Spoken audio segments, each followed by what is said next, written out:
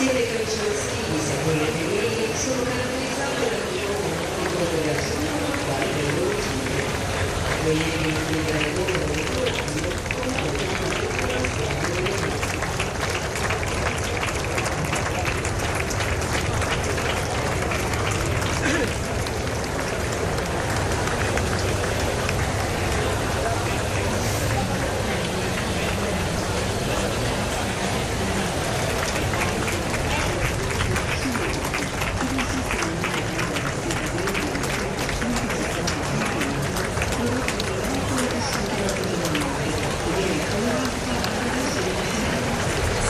questo prezioso pubblicato viene posto sopra Sara Andrea, ma serve raccogliere i capelli e darli